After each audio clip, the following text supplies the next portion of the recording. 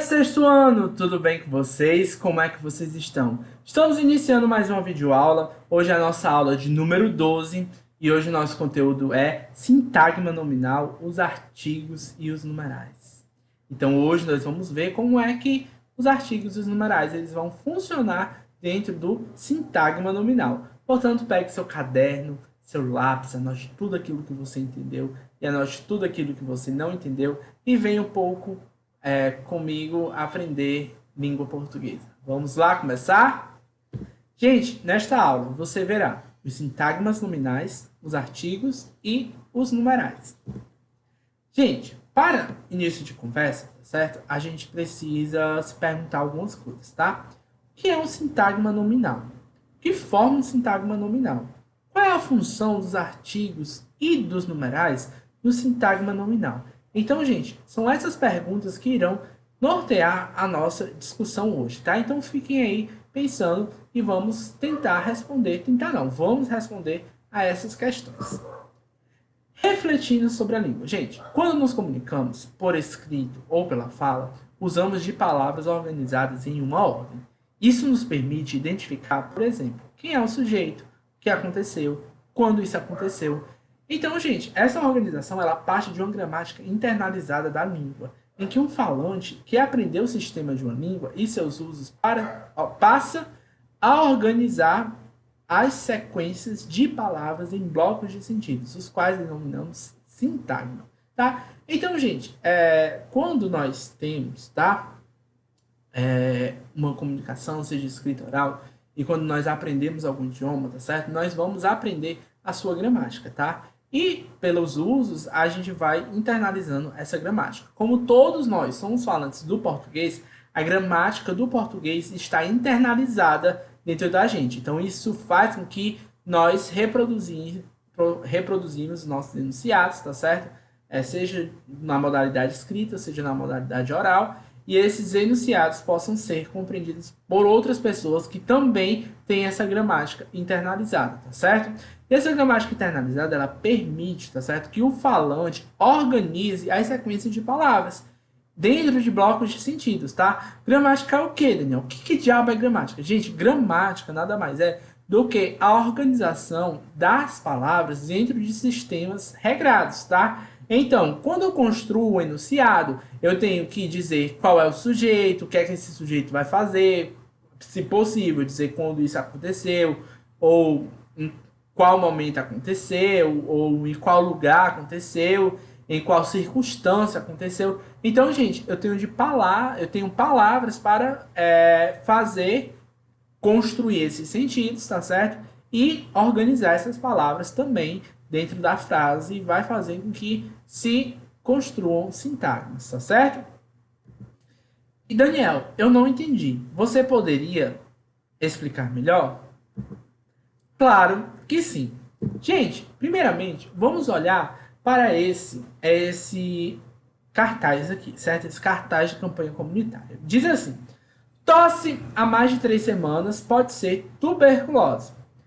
Faça exame de escarro. Informações de telefone 156 ou no site www.prefeitura.sp.gov.br/Covisa, tá? E a gente tem aí a imagem de um homem que tá tossindo, certo? E aí as partículas tá subindo. E aí, galera, vamos lá ver como é que essas frases elas foram organizadas, tá? Então, primeiramente, o falante, certo? Falou tosse há mais de uma semana. 3 semanas, né? Desculpa, eu errei aqui. Pode ser tuberculose. Aí, gente, o que é que essas palavras, elas unidas assim, dessa forma, tá certo? Nesses blocos, elas são sintagmas, tá certo? Porque cada sintagma desse vai ser unido em torno de um sentido. De dizer que tosse é o sujeito dessa ação, há mais de 3 semanas, né? No caso, coloquei aqui há mais de uma semana. Significa o tempo, certo, desta ação. Pode ser ação verbal e tuberculose é o complemento desta ação verbal. Então vocês percebam que quando eu construo enunciados, certo? E esses enunciados eles vão se organizar de acordo com a gramática da língua a qual eu estou atribuindo essa comunicação. Então, aqui em língua portuguesa, eu tenho a oportunidade de fazer o quê? Colocar o sujeito aqui, depois o tempo, o verbo e o complemento verbal. Eu posso colocar o sujeito, o verbo, o complemento verbal e depois o tempo. Eu posso colocar o tempo, o sujeito, o complemento e a ação verbal. Gente, então a língua portuguesa, ela permite que eu faça essas alterações. Mas cada bloco de palavras desse vai expressar um sentido diferente, tá? A tosse é quem? Quem é que pode ser tuberculose, tá? É a tosse, gente. E aí, há mais de 3 semanas é o tempo. Pode ser a ação verbal, tá? E o complemento verbal, tá? Porque alguns verbos precisam de complemento para completar o seu sentido. E aí vai nascer o quê? A tuberculose, tá? E para construir uma frase como essa, o locutor tem que entender que em língua portuguesa, o sujeito vem antes do verbo, pode ser adicionado uma expressão de tempo. Alguns verbos precisam de complemento e ser organizados dessa forma, tá? Então a gente tem, muitas vezes, o sujeito antes do verbo, mas também eu posso ter o sujeito depois do verbo, tá?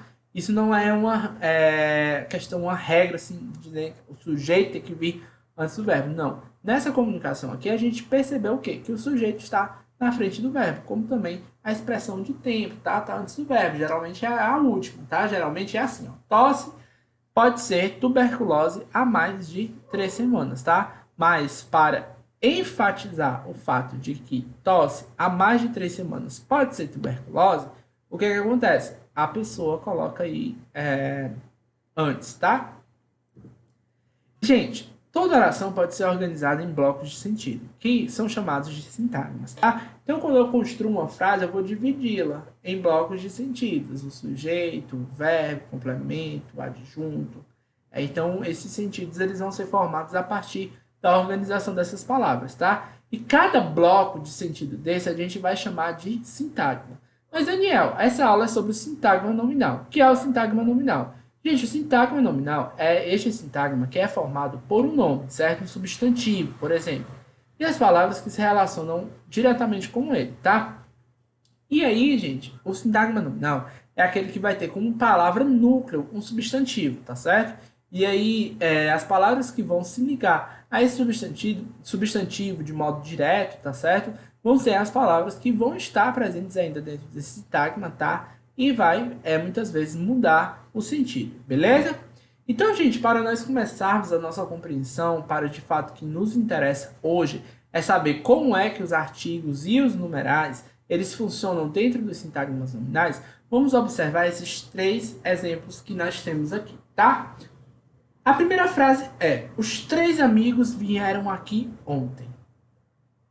A segunda frase é: vou comer meia fatia. A terceira frase é: os alunos entregaram as provas. Gente, será que essas frases elas são compostas de sintagmas nominais? Sim, elas são. A primeira frase, gente, o sintagma nominal desta oração é os 3 amigos. E a palavra principal é amigos, porque amigos é o quê? Substantivo. E aí nós vamos ter 2 outras palavrinhas, os e 3. E o que esse os e 3 aí é? Vou já responder para vocês. Na segunda oração, eu vou ter o sintagma nominal meia fatia. E o núcleo deste sintagma vai ser fatia, porque fatia é um substantivo, tá certo? Então aqui eu vou ter um sintagma nominal. E por fim, gente, há outros 2 sintagmas nominais, tá certo? Nessa última oração. Que o primeiro deles é os alunos, cujo núcleo é alunos, e as provas, cujo núcleo é provas. Daniel, eu estou percebendo o seguinte, que dentro desses sintagmas nominais, ao núcleo, que são os substantivos, está sendo adicionado algumas outras palavrinhas. Que palavrinhas são essas? Como é que eu posso classificá-las? Gente, essas palavras nada mais são do que palavras que têm valor de artigo e valor de numeral, tá certo? E aí essas palavras são os, 3, meia, os, as, mas vamos ver melhor o que são essas palavras. Gente, nós vamos ter artigos e numerais. Os artigos, gente, são a classe de palavras que normalmente antecede e concorda com o substantivo em gênero e número, determinando ou indeterminando. Ou seja, a gente vai ter o artigo como determinador, tá certo? De quê? Do gênero e do número daquele substantivo, tá certo? Ou seja, se o artigo é ou, então o substantivo é masculino.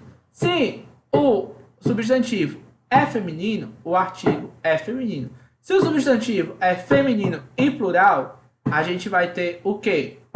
É o artigo feminino e plural, tá certo? Então, quando eu trato dessas questões de gênero, é masculino e feminino, e número singular e plural, tá certo? E aí eu vou ter os numerais, tá certo? Que vão ser a classe de palavras que representa uma quantidade, a ordenação de elementos, uma fração ou a multiplicação de uma unidade, tá certo? Então, os numerais eles vão indicar qual é a quantidade de substantivos que eu vou ter ali, de elementos, de objetos, de pessoas que vão estar ali. Como também como é que estes elementos eles vão estar organizados. Qual é a fração desse objeto? E como é que eu posso multiplicá-lo, tá certo? Então, os numerais, aqui a gente está se relacionando principalmente com a matemática, sobretudo, né? E aí eu vou utilizar os numerais. Mas vamos lá saber quais são os artigos que nós vamos ter em língua portuguesa. Gente, como eu falei para vocês, os artigos estão divididos em dois grupos, certo? Gênero, masculino e feminino, singular e plural. Os artigos definidos vão ser masculino, o, e feminino, a. Indefinido, um, e definida, uma. O, feminino, certo? Uma. Como também eu vou ter os seus plurais.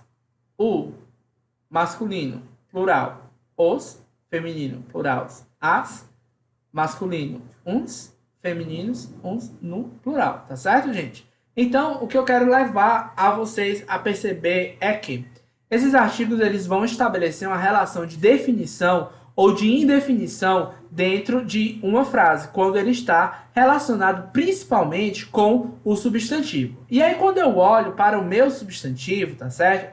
Eu vou perceber essa relação de determinação ao passo que, quando eu utilizo de um artigo definido, eu vou estar me referindo a um objeto específico. Quando eu digo assim, a xícara. Daí, eu vou ter o quê? Quando eu digo a xícara, xícara é o meu substantivo, tá? E aí eu vou ter o quê? A xícara, certo? Como substantivo, a xícara. É esta xícara, tá? Estou me referindo a ela. Agora, quando eu digo assim, uma xícara pode ser qualquer xícara que existe no mundo, tá? Como o troféu. Esse aqui é o meu troféu. É um troféu, tá? Mas eu dizer assim, um troféu, qualquer troféu no mundo, tá? Então, as relações de determinação e de indeterminação partem desse pressuposto, certo? De que quando eu tenho um artigo definido, eu estou falando de um objeto, uma pessoa específica, tá? Mas eu estou falando de indeterminado, indefinido, tá? É quando eu estou falando de algo que pode ser geral, pode ser qualquer coisa, tá? Então, eu diz assim, me traga aí uma bebida. Pode ser qualquer bebida. Agora, eu diz, me traga a bebida. Eu sei que é aquela bebida que você quer, tá? Então, a gente tem que ter ideia e noção que os artigos são esses, tá? E, gente, os numerais, a gente vai ter aí um número infinito, né? Já que lá na matemática, a gente aprende que os números, eles são infinitos, eles não acabam, tá? Eles vão ter aí uma extensão que não se tem tamanho e não se sabe quando termina, tá? Então, eu vou dividir esses numerais em 5 grupos, que vão ser os cardinais, os ordinais, os fracionários, os multiplicativos, os coletivos, tá certo? E aí eu vou ter como os números cardinais 1, 2, 3, 4. E aí os ordinais eu vou ter primeiro, segundo, terceiro e quarto. Eu vou ter os fracionários, que aí na matemática vai ser o quê? Falado assim, eu posso dizer um meio, um terço, um quinto, um oitavo, né?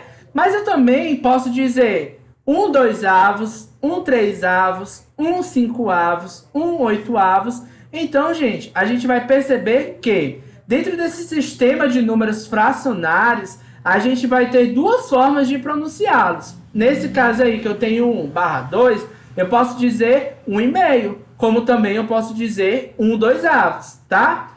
1/3, 1/3, 1/5, 1/5, 1/8, 1/8. Então, gente, essas relações de sentidos que a gente vai construir é justamente quando eu vou enfatizar alguma coisa. Quando eu quero dar um traço muito mais matemático, certo? De eu dizer que é o cálculo da fração, eu vou utilizar 1/2, 1/3, 1/5, 1/8. Mas quando eu falo, tá certo? Em questões de fração, de metade, de eu fracionar algum objeto, alguma coisa que existe, eu vou falar o quê? Eu vou trazer esse 1/2, 1/3, 1/5, 1/8. Então eu tenho que ter ideia disso, tá? Os cardinais vão ser os que determinam geralmente a quantidade, tá certo? Dos objetos, das coisas, das pessoas que existem no mundo, como também eu vou ter os ordinais, que vão ser aqueles responsáveis por determinar qual será a ordem desses objetos que serão dispostos dentro de uma ordem. Então, eu vou ter primeiro, segundo, terceiro, quarto, quinto, sexto e por aí vai. Gente, eu também vou ter outra instância numerativa, tá certo? Que são os números multiplicativos, que vão dar a ideia de multiplicação daquele objeto. Então, eu posso chamar de dobro, triplo, quádruplo, quíntuplo. Então, esses números eles vão determinar, certo? As multiplicações dos objetos. Assim como, gente, eu vou ter os coletivos. E esses coletivos vão ser o quê? As dezenas, centenas, as dúzias, os milheiros. E aí, gente, é engraçado a gente pensar que é o seguinte. Quando eu falo de dúzia, é o número 12, tá certo? Então, é o coletivo de 12 coisas que estão ali. Como também a centena, que são 100 coisas, e as dezenas, que são 10 coisas. Mas milheiro refere-se a 1000. E milheiro geralmente é utilizado em contextos específicos. Quais são, Daniel? Quais são esses contextos que são específicos? Eu vou ter o 1000, certo? 1000 tijolos, um milheiro de tijolos, tá certo? Então, se vocês observarem uma comunicação que preza pelo quê? Por essa questão do milheiro, tá certo? Vocês vão perceber que é em questão de quantidades muito grandes, como por exemplo, eu quero comprar 1000 tijolos, eu vou comprar o quê? Um milheiro de tijolos, tá certo? Então, gente, os artigos e os numerais, eles são determinantes, certo? Do meu substantivo, certo? O quê? Eles vão se referir ao núcleo modificando seu sentido original. E eles vão fazer isso assim como os pronomes e os adjetivos, tá? Então, gente, eu vou modificar o sentido do meu substantivo a partir da adição de artigos, de numerais, de adjetivos ou pronomes e por aí vai, tá certo?